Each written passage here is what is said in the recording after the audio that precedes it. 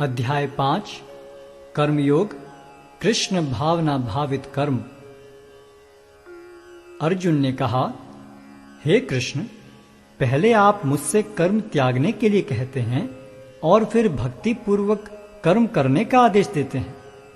क्या आप अब कृपा करके निश्चित रूप से मुझे बताएंगे कि इन दोनों में से कौन अधिक लाभप्रद है? श्री भगवान ने उत्तर दिया, मुक्ति के लिए तो कर्म का परित्याग तथा भक्ति में कर्म दोनों ही उत्तम हैं, किंतु इन दोनों में से कर्म के परित्याग से भक्ति युक्त कर्म श्रेष्ठ है। जो पुरुष न तो कर्म फलों से घृणा करता है और न कर्म फल की इच्छा करता है, वह नित्य सन्यासी जाना जाता है। हे महाबाहु अर्जुन, ऐसा मनुष्य समस्त द्वंद्वों से रहित होकर बहुबंधन को पार कर पूर्णतया मुक्त हो जाता है। अज्ञानी ही भक्ति को भौतिक जगत के विश्लेषणात्मक अध्ययन से भिन्न कहते हैं। जो वस्तुतः ज्ञानी हैं वे कहते हैं कि जो इनमें से किसी एक मार्ग का भली भांति अनुसरण करता है वह दोनों के फल प्राप्त कर लेता है। जो यह जानता है कि विश्लेषणात्मक अध्ययन द्वारा प्राप्य स्थान भक्ति द्वारा भी प्राप्त किया जा सकता है, और इस तरह जो सांख्य योग तथा भक्ति योग को एक समान देखता है वही वस्तुओं को यथारूप में देखता है।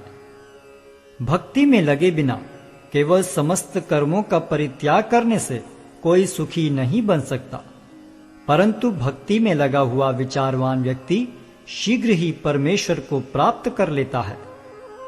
जो भक्ति भाव से कर्म करता है, जो विशुद्ध आत्मा है और अपने मन तथा इंद्रियों को वश में रखता है, वह सबों को प्रिय होता है और सभी लोग उसे प्रिय होते हैं।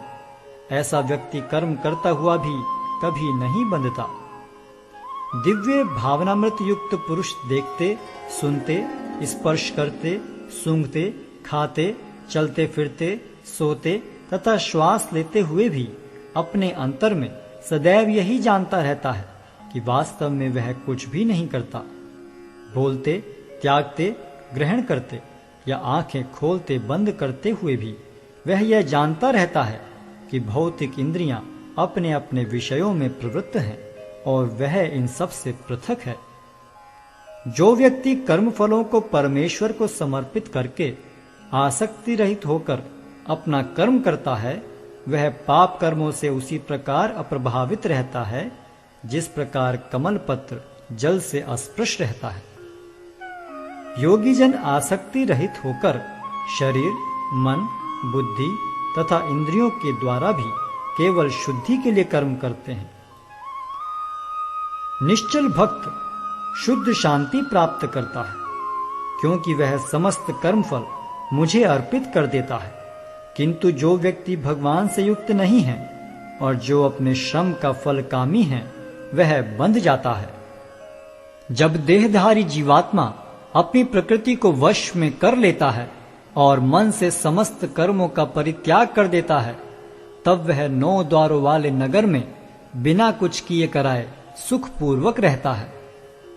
शरीर रूपी नगर का स्वामी देहधारी जीवात्मा न तो कर्म का सृजन करता है, न लोगों को कर्म करने के लिए प्रेरित करता है, न ही कर्म फल की रचना करता है। यह सब तो प्रकृति के गुणों द्वारा ही किया जाता है।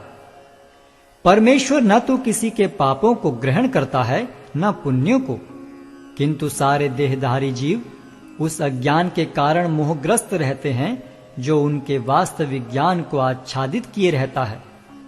किंतु जब कोई उस ज्ञान से प्रबुद्ध होता है जिससे अविद्या का विनाश होता है, तो उसके ज्ञान से सब कुछ उसी तरह प्रकट हो जाता है जैसे दिन में सूर्य से सारी वस्तुएं प्रकाशित हो जाती हैं। जब मनुष्य की बुद्धि, मन, श्रद्धा तथा शरण सब कुछ भगवान में स्थिर हो जाते हैं, तभी वह पूर्ण ज्ञान द्वारा समस्त कलमश से शुद्ध होता है और मुक्ति के पथ पर अग्रसर होता है। विनम्र साधु पुरुष अपने वास्तविक ज्ञान के कारण एक विद्वान तथा विनीत ब्राह्मण, गाय, हाथी, कुत्ता तथा चांडाल को समान दृष्टि से देखते हैं। जिनके मन एकत्व तथा समता में स्थिर हैं, उन्होंने जन्म तथा मृत्यु के बंधनों को पहले ही जीत लिया है।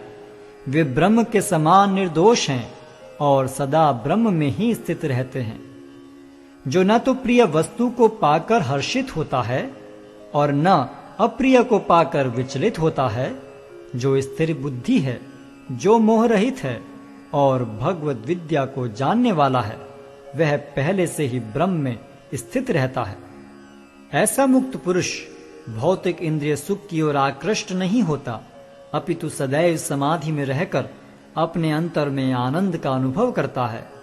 इस प्रकार स्वरूप सिद्ध व्यक्ति पर ब्रह्म में एकाग्र चित्त होने के कारण असीम सुख भोगता है। बुद्धिमान मनुष्य दुख के कारणों में भाग नहीं लेता, जो कि भौतिक इंद्रियों के संसर्ग से उत्पन्न होते हैं। हे कुंती पुत्र, ऐसे भोगों का आदि तथा अंत होता है, अतः चतुर व्यक्ति उनमें आनंद नहीं लेता। यदि इस शरीर को त्यागने के पूर्व कोई मनुष्य इंद्रियों के वेगों को सहन करने तथा इच्छा एवं क्रोध के वेग को रोकने में समर्थ होता है, तो वह इस संसार में सुखी रह सकता है। जो अंतःकरण में सुख का अनुभव करता है, जो कर्मठ है और अंतःकरण में ही रमण करता है तथा जिसका लक्ष्य अंतर्मुखी होता है, वह सचमुच पूर्ण योगी है। वह पर ब्रह्म में मुक्ति पाता है और अंततोगत्वा ब्रह्म को प्राप्त होता है।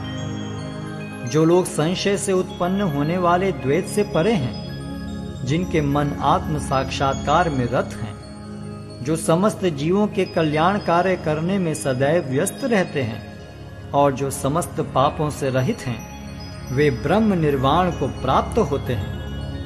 जो क्रोध तथा समस्त भौतिक इच्छाओं से रहित हैं, जो स्वरूप सिद्ध आत्म संयमी हैं और संसिद्धि के लिए निरंतर प्रयास करते हैं, उनकी मुक्ति निकट भविष्य में सुनिश्चित है।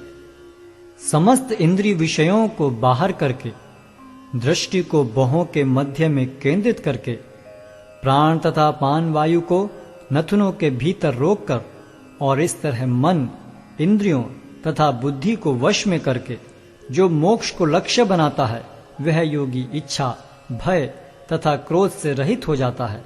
जो निरंतर इस अवस्था में रहता है, वह अवश्य ही मुक्त है। मुझे समस्त यज्ञों तथा तपस्याओं का परम भोक्ता, समस्त लोकों तथा देवताओं का परमेश्वर एवं समस्त जीवों का उपकारी एवं हितैषी जानकर मेरे भावनामृत से पूर्ण पुरुष भौतिक दुखों से शांति लाभ करता है।